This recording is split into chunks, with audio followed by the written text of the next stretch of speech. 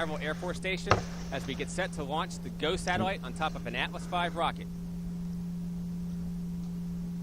Alright, here's Button 25 here, watching the launch of GO's Watching NASA Edge. R. Yeah, bit of lag it seems.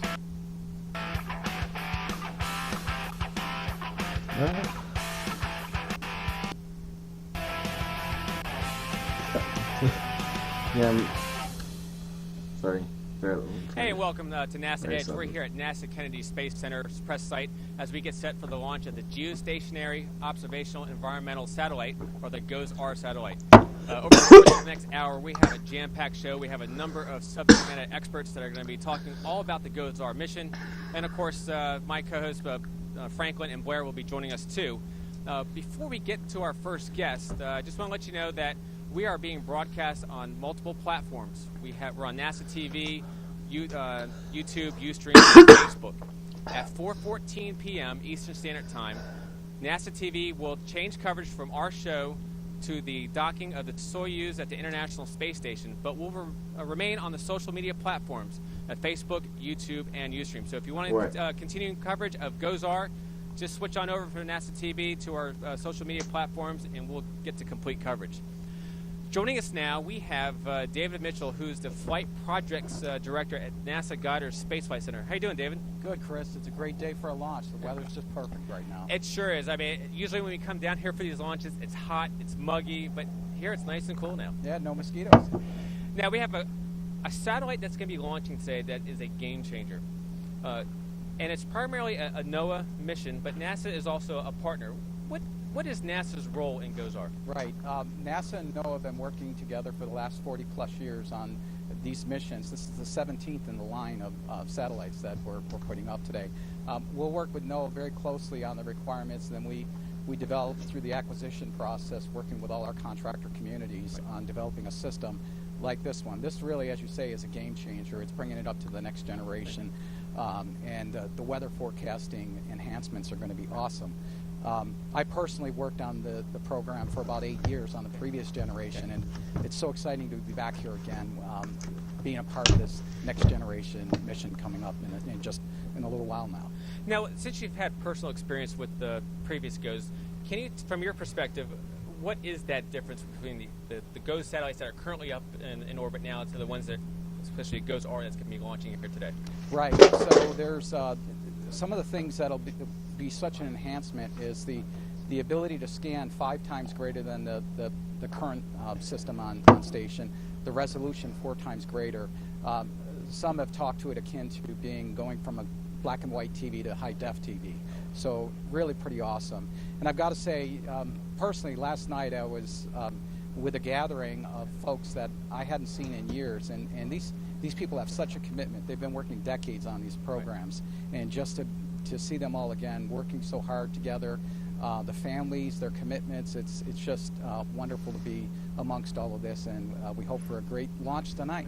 Now, with that GOES system over the past, it seems like, 10, 20 years, plus years, has NASA and NOAA always had that relationship with this satellite system? Yes, it dates back to the 1970s. So again, 40-plus years, 17 birds that have been built through the years, and this is just the next. And we have, right on the heels of GOES-R, we have 3 more coming down the pike. So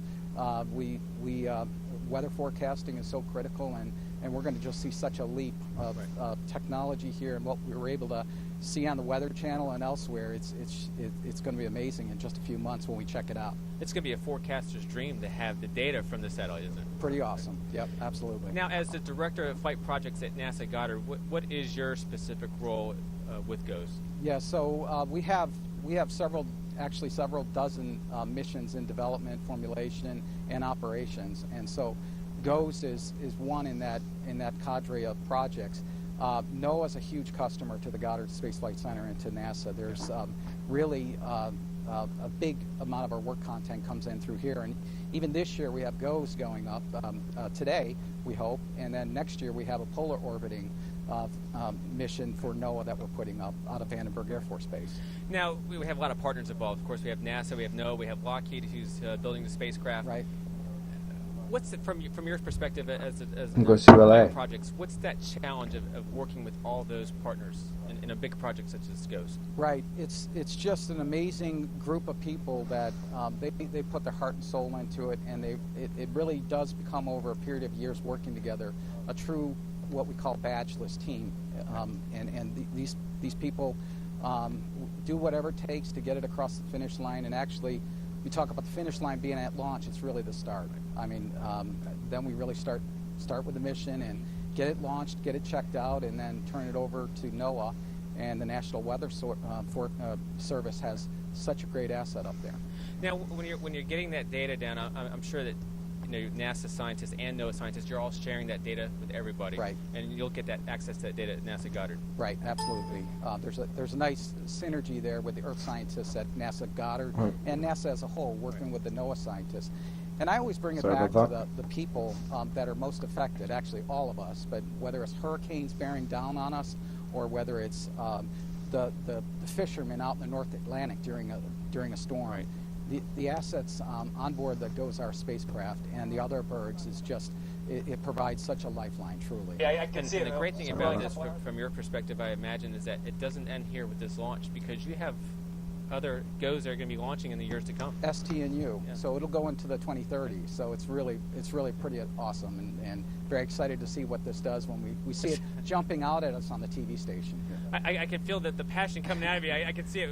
We're only a couple hours away from launch. Right. And we're looking forward to it. it. So. Can't wait to get back to the console, but everything's really looking good at this moment. Well, David, thank you so much for joining us and having a chance to share your story and your history with GOES. My pleasure. Thank you, Chris. I tell you what, I had a chance to sit down with the project manager for GOES, Greg Mant, at the NOAA's satellite operations facility in Maryland. So let's check that out. So, Greg, I understand that GOES-R is a game-changing satellite. How is it? GOES-R is really a continuation of a long series of geostationary weather satellites. NOAA started flying them soon after NASA demonstrated the technology in the 1970s. But ever since we started with GOES-1 back in the mid-1970s, we have flown about the same technology now for 40 years. Wow.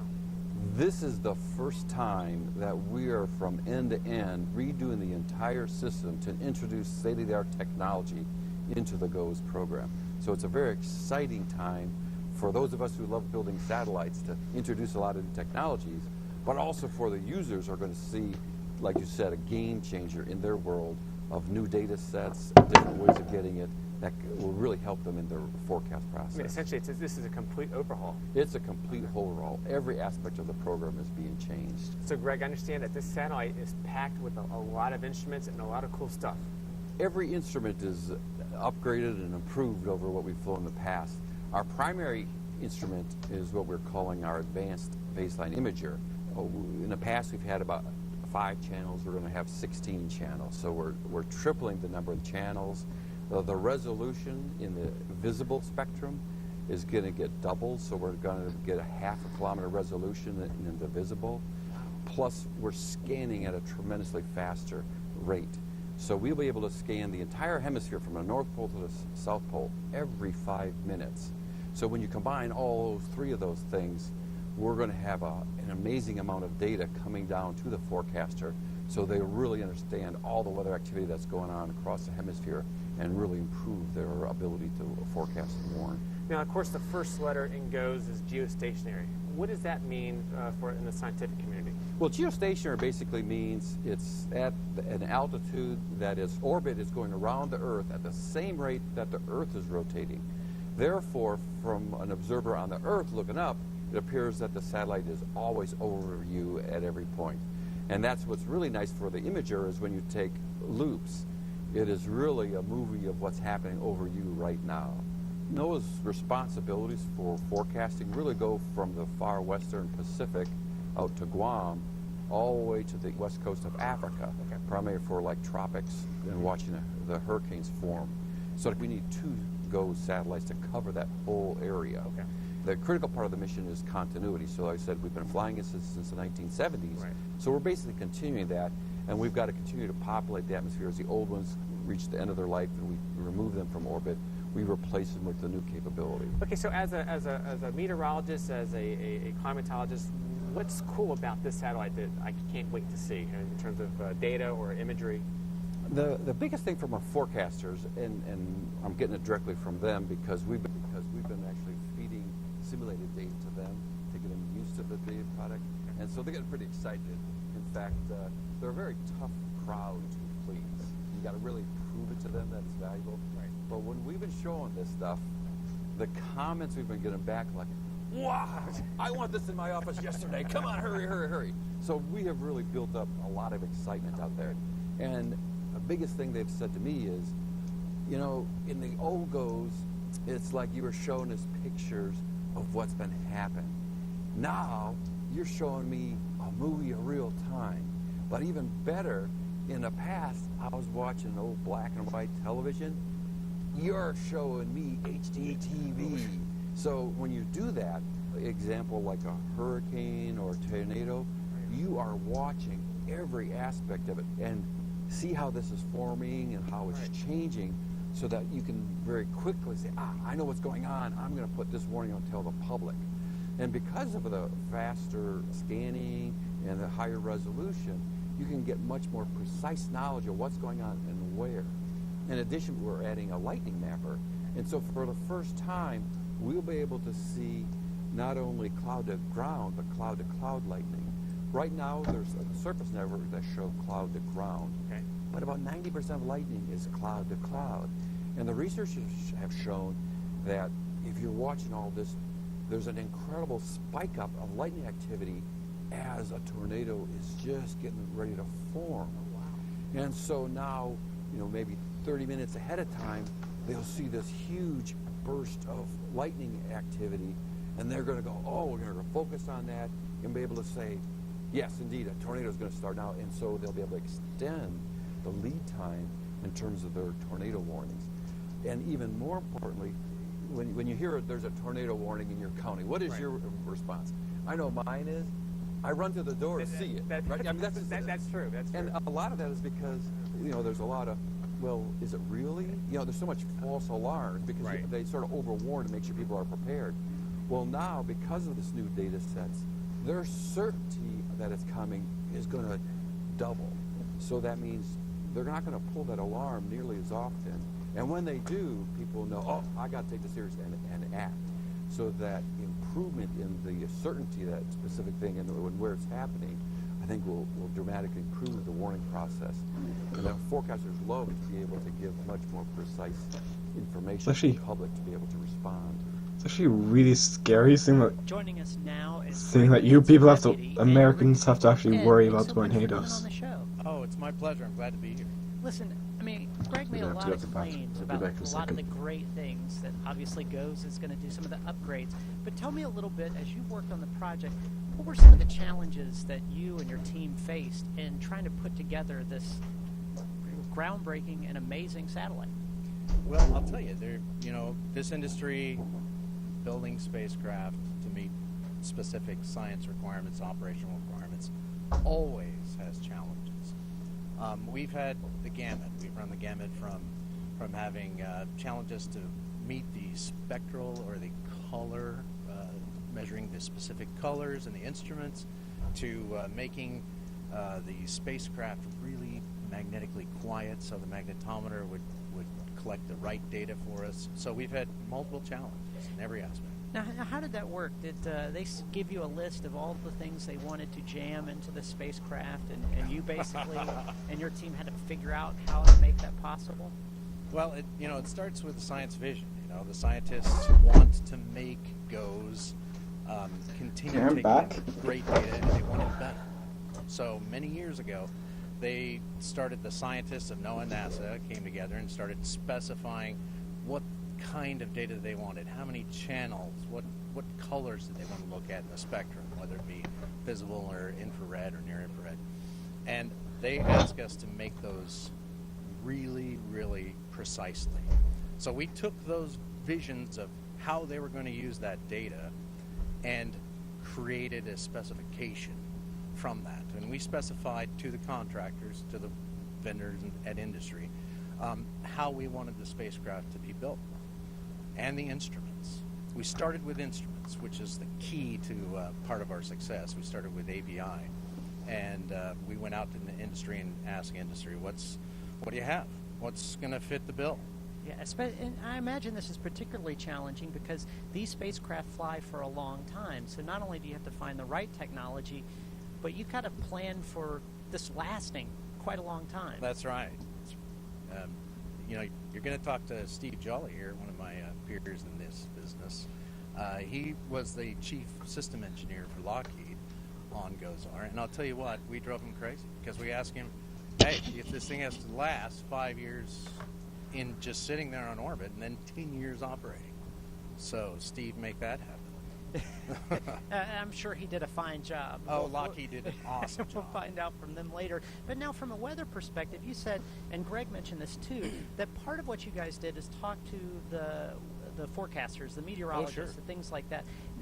I mean, was there anything that you had to say, look, we can't quite give you this right now? Oh, that always happens. Yes. That always happens because, you know, they move along. Now, 10 or 15 years ago, when they were talking about this is what we want, they know that all the analysis that they're doing continues to grow and discovery happens. So they come back and they say, well, can you make it a little better here, a little better there? And we have to come back and say, well, you know, we're a little bit too far down the pike to do that. Now, obviously, GOES is a continuing project. You know, it's been flying for years now, and so tell me a little bit about what that was like. I mean, you're following a legacy. You still want to use good data. You're still trying to build on the success of that mission. So, tell me about how that played into the process of making GOES-R what it is. Well, you know, NASA, we have a very robust system of lessons learned. So even from our industry partners and internal to Goddard and NASA-wide, we keep the lessons learned. We keep a lot. You know, one good thing about NASA is people come to work for NASA and they love working for NASA, so they stay there.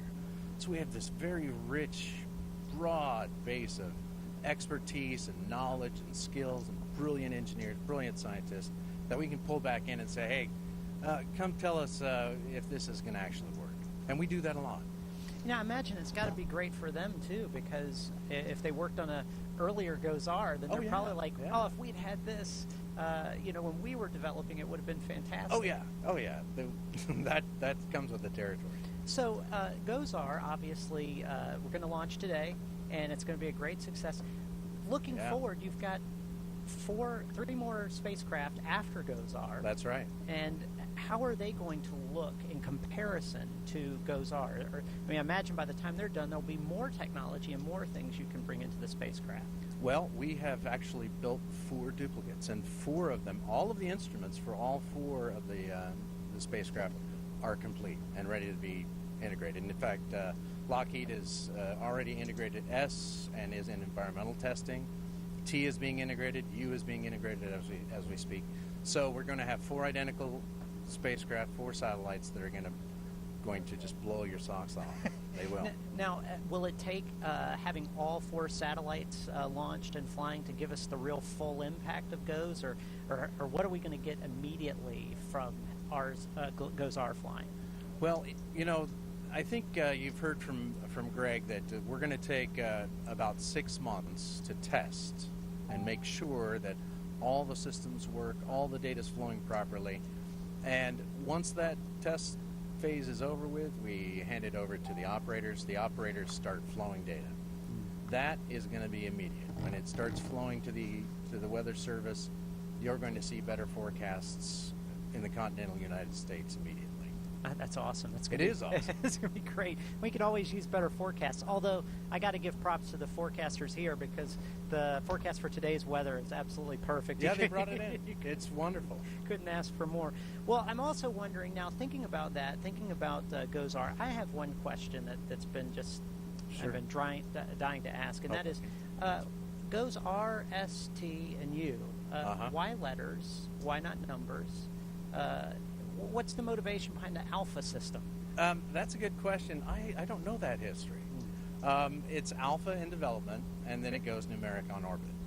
And that has been, somebody a long time ago decided that's the way it needed to be. Okay, so well, yeah, it seems like maybe I need more of an education in that arena as well. Yeah. Awesome. Now, from your perspective, where are you going forward? Are you and your team, obviously you said Lockheed's still already doing the development, but in terms of GOES ST&U, is the same team moving forward to assemble this? Will you be working on that as well? Yeah, I'll be working, and the same team for ST&U, and a lot of the real hard work is just beginning with this system. It is a system of systems. It's not just a satellite. There's a huge ground system infrastructure that was built and prepared, many years of preparing the users out there to accept and use this data effectively. Now you mentioned users. That would be forecasters and things like that? Forecasters. Well, not only forecasters, but these are real scientific instruments. We calibrated them to the same quality that NASA calibrates all of its scientific instruments, and that data is going to be available to universities and anybody that can get to it. It's free data. It'll be freely distributed. They're going to be able to use that data for new discoveries. So you're going to see just giant leaps over the next 10, 20 years from the GOES-R system. That's awesome. It's free data, folks, so don't miss out. That's right. Ed, thanks so much for being on the show. Oh, my pleasure. My pleasure. Earlier, Franklin had an opportunity to talk to Vanessa Griffin, the Satellite Operations Director at NOAA, talking about the benefits of GOES-R. Let's check it out. So, Vanessa, you are the director of the NOAA Satellite Operations Facility. That's right. Tell me exactly, what do you do here?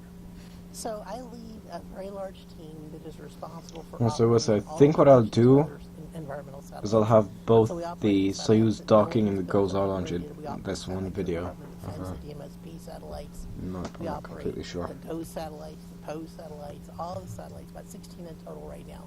And we collaborate with international partners in helping to operate their satellites as well that collect meteorological and environmental data.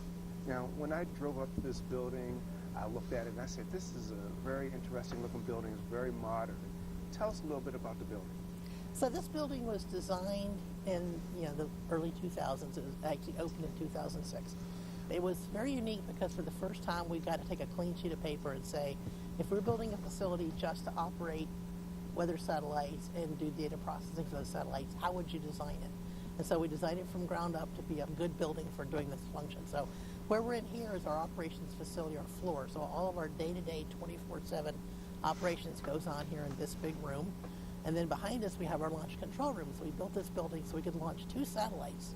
We could start getting ready to launch 2 satellites at the same time, knowing we would be launching a GOES-R satellite and a JPSS satellite pretty much at the same time. So it takes about 2 years for the launch team to practice and go through all their simulations. So they have to have a space to do that. So we created 2 launch control rooms next door. We have the floor downstairs where Oh, everybody right. has their offices and 2242 their you desks see. and do the 22, no, day-to-day work. 2142. So that was a good opportunity to design a building just for the purposes for which we need it.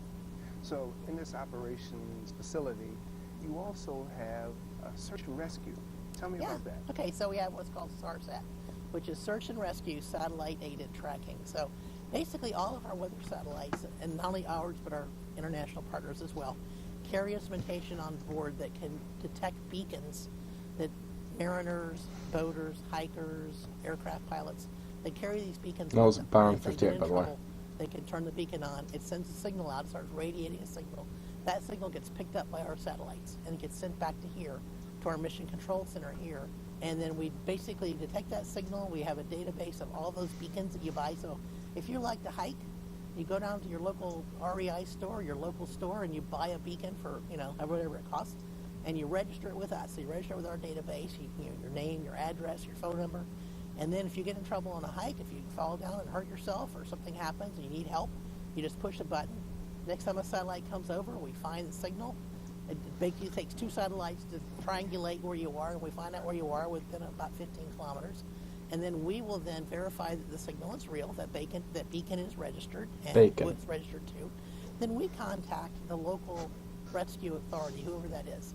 So if you're offshore in a boat, sailboat, we're going to call the Coast Guard. So if you're an aircraft that has a beacon that the aircraft has crashed, we'll contact the Air Force, who's responsible for aircraft kind of incidents. We rescue about 300 people a year. And that vessel looks like it's based listening on for the our side. satellite data. That It's one contributes.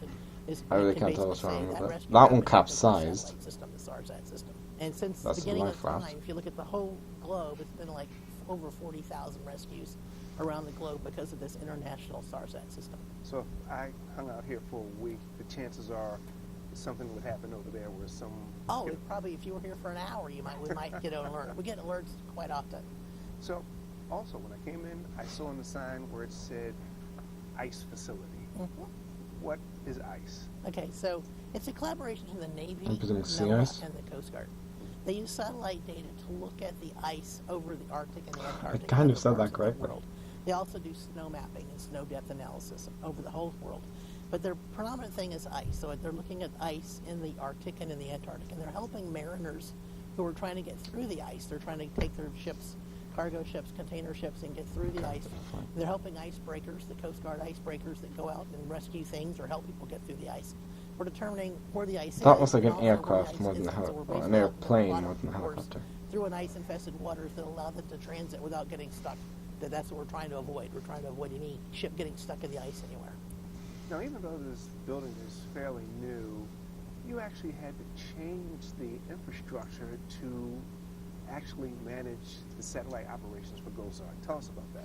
Yeah, so when we designed this building back in the early 2000s, we had made assumptions about the technology that we would need to fly the next generation of satellites. And unfortunately, the technology made a major change over that time since we started building it. So when we actually got in and we did the design for GOSAR, we realized that the technology had changed so dramatically that we needed a whole lot more power and a lot more cooling because we've gone to RAID architectures and servers, spinning disks that generate tremendous amounts of heat and require lots of power. So the power we had in the building, the cooling we had just wasn't sufficient.